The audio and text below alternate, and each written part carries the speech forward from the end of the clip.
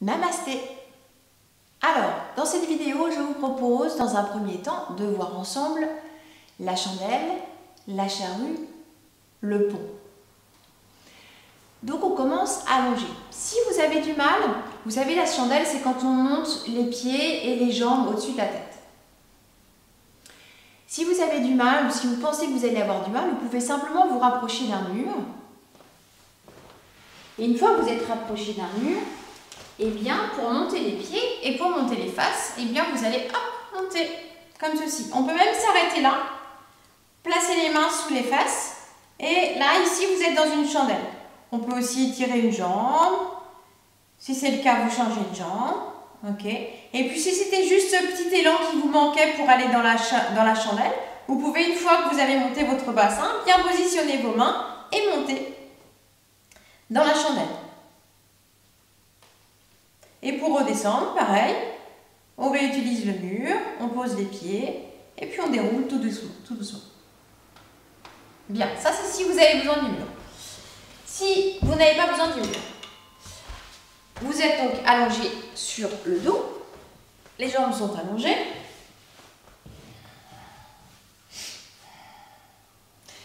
On peut soit commencer avec les jambes allongées et monter. Donc là, il faut faire attention au bas du dos, il ne faut pas laisser la cage thoracique se décoller, donc ça demande une bonne sangle abdominale.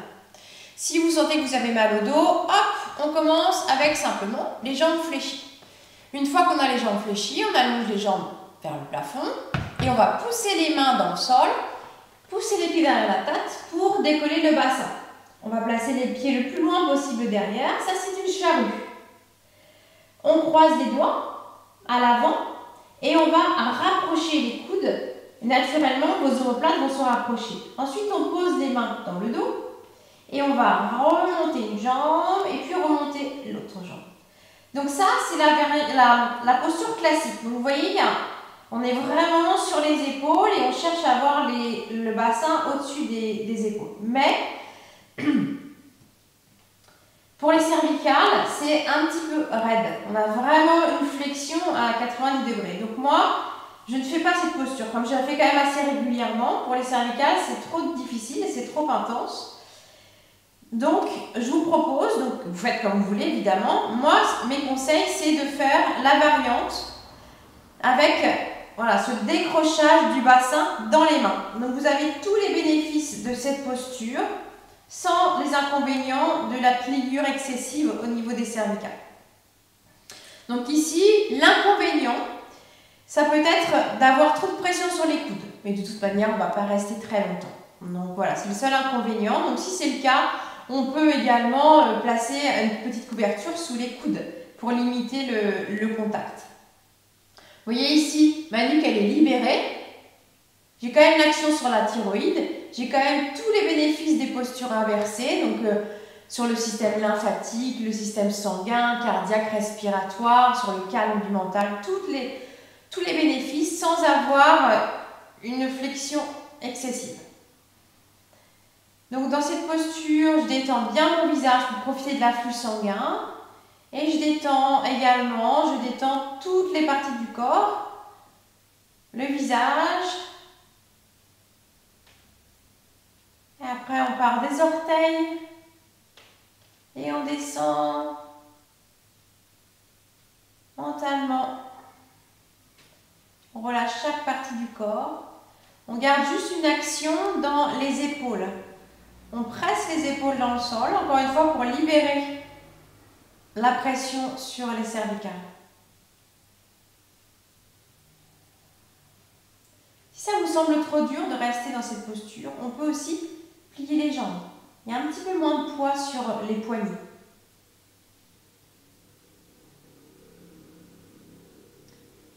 Et puis on va passer dans la charrue. Donc à partir de cette posture, on va descendre une jambe, puis on remonte, en essayant de garder la jambe tendue. Donc vous allez jusqu'où votre jambe vous le permet. Et ensuite on descend les deux jambes. Donc ici, si vous avez les pieds dans le vide, on va rester une dizaine de respirations. Donc c'est possible de rester sans se faire mal nulle part. On peut par contre maintenir les mains dans le dos. Si, vous voyez, comme vous êtes chez vous, vous pouvez aussi préparer votre séance et vous pouvez placer une chaise sous vos pieds pour pouvoir poser les pieds sur la chaise. On peut aussi plier les jambes et poser les genoux sur le front. Voilà, trouvez votre position. Et une fois qu'on est resté 5 respirations avec les jambes le plus tendues possible, ensuite on laisse les genoux se plier. Donc, on peut poser les genoux sur le front, surtout le matin, on est raide à l'arrière du corps. Donc, à mon avis, ça va être compliqué d'avoir les genoux qui descendent. Donc, on peut, si on avait les jambes tendues, simplement relâcher cette action à l'arrière des genoux. Si on arrive à poser les genoux sur le front, voilà, on peut adopter cette posture pour 5 respirations. On peut aussi placer les bras en arrière. Ça peut adoucir. À vous de tester, à vous de trouver ce qui est bien pour vous. Et ensuite, on va redescendre. Alors, 2 possibilités. Soit on redescend avec les jambes le plus allongées possible. On peut même attraper ses pieds pour faire contrepoids, pour ralentir la descente. Voilà. Soit on descend dans cette position, de cette façon. Et une fois que le bassin est reposé, on plie les jambes et on pose les pieds au sol pour aller directement, sans se précipiter, mais directement dans la position du pont. Voilà, ça c'est une possibilité. On peut également, un petit peu plus difficile, à partir de notre chaos, on peut placer les mains dans le dos, remonter une jambe comme si on retournait dans la chandelle, on plie une jambe et on va tout doucement descendre pour aller directement dans le pont. Alors là, la difficulté c'est si vous ne touchez pas le sol. Donc il ne faut pas, vous voyez que ici vous dites ça y est, je fais bon, ok, je suis arrivée, hop, puis je relâche. Et du coup là c'est pas bon. Il faut vraiment être sûr. Donc si vous avez un doute, vous pouvez demander à quelqu'un. Si vous avez envie de faire cette transition, elle est très agréable cette transition. Il faut simplement que le corps soit prêt. Donc si vous avez un doute, vous demandez à quelqu'un. Hop, savoir où vous en êtes. Est-ce que vous êtes plutôt ici ou est-ce que vous n'avez plus qu'1 centimètre pour poser? Donc là, si vous avez 1 centimètre, c'est OK. Et ensuite, on pose. Si c'est possible, on garde les mains sous le bassin. Et si ce n'est pas possible de garder les mains, hop, on recroise les doigts. Pour savoir si c'est possible, cette transition, un bon test, c'est une fois que vous êtes dans le pont, donc avant d'avoir fait ça, on fait un petit test. Vous êtes dans le pont. Est-ce que c'est possible pour moi de placer les mains sous le bassin? Donc, on peut monter sur la pointe des pieds. Est-ce que c'est possible de faire ça? Si c'est possible de faire ça, ça veut dire que vous pourrez faire cette transition. Bien. Une fois qu'on est dans le pont, donc soit les mains sous le bassin, soit le pont classique avec les doigts croisés et les index allongés. On peut aussi attraper ses chevilles. Ça va dépendre de votre étirement à l'arrière de votre corps. Donc, une fois que vous avez trouvé votre position, on va faire notre Uddiyana Bandha. Je vais vous l'expliquer plutôt dans une autre position. Et après, on va revenir pour faire l'Uddiyana Bandha dans le pont. Donc, on redescend. On amène les genoux sur le ventre. Voilà, on va faire quelques petites roulades. Ça, c'est ce que l'on fait pendant la sadhana. On attrape derrière les cuisses et on fait les roulades. Donc, pensez à bien enrouler pour éviter de taper le dos. Et si c'est inconfortable ces roulades, eh bien, on roule sur le côté. Nous, ce qui nous intéresse, c'est de stimuler tout le système nerveux central dans la colonne vertébrale. Donc, on peut rouler dans les 2 directions. Bien, on revient tout le monde sur le dos et puis on va rouler sur le côté et on va venir en position à genoux. On va faire notre Uddiyana Bandha. Donc on est à genoux, on peut aussi se mettre debout. C'est parce que moi du coup si je me mets debout, je suis plus dans le cadre. Donc on peut être soit genoux, soit debout. On place les mains, les doigts à l'intérieur. On a les mains donc posées sur ses cuisses. Et puis on va expirer, expirer, expirer, expirer. Et quand on a complètement vidé, on imagine qu'on va réinspirer, mais on ne laisse pas entrer d'air. Donc on va faire comme si on allait faire, sauf qu'on ne laisse pas entrer d'air. Donc on expire et on fait cette fausse inspiration. Et quand on fait cette fausse inspiration, tout l'intérieur du ventre est aspiré sous les côtes.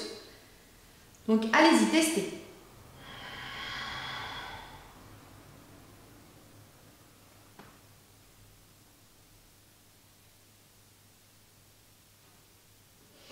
Puis on relâche. Et puis on reprend, on expire. On peut aussi placer la main sur le ventre pour sentir cette aspiration. Mais normalement, si ça marche bien, c'est net.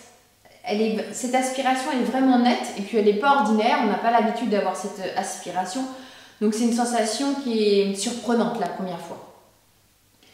Donc si ça fonctionne, vous allez le sentir. Donc on refait une fois. La fausse inspiration, puis on rentre le menton et le dos. Vous avez vu, il est bien droit le dos. Donc il n'est pas arrondi, il est bien droit.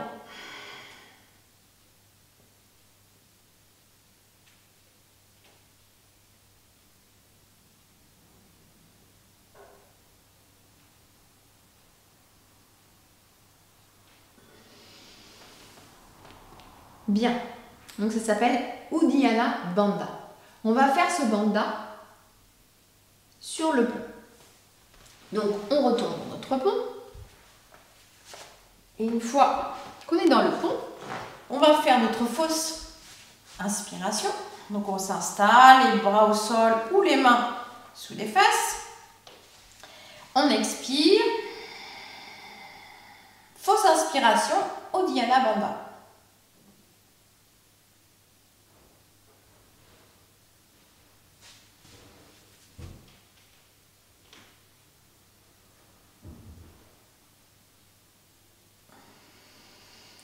Puis on le fait une deuxième fois.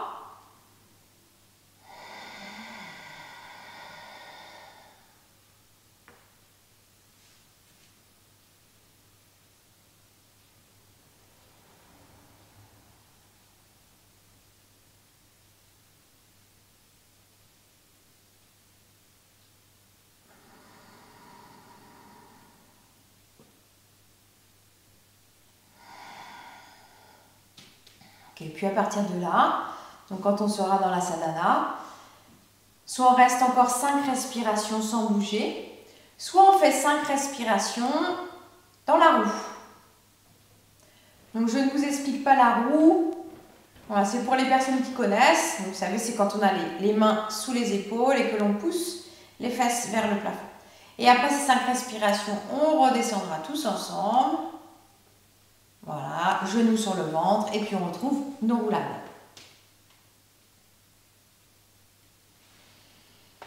Ok. On allonge les jambes, on prend le temps. Après, même s'il y a beaucoup d'explications, on a quand même fait des postures. On a donné des messages au corps. Donc une petite relaxation pour absorber tous ces messages. Observez les sensations dans le ventre. Après l'Uddiyana Bandha.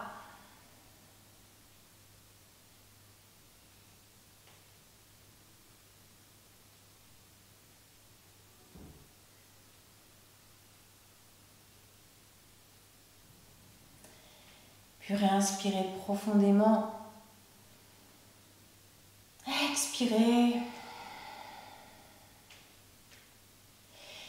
Et puis croisez les doigts, resserrez vos jambes, étirez-vous, balayez. Genoux sur le ventre, on roule sur le côté. On se redresse. Bien. J'espère que ces explications ont été claires. Et si vous avez des questions, vous me le dites. Vous pouvez m'appeler, vous pouvez m'envoyer un mail, un texto. Voilà, je répondrai au mieux à toutes vos questions. Namasté!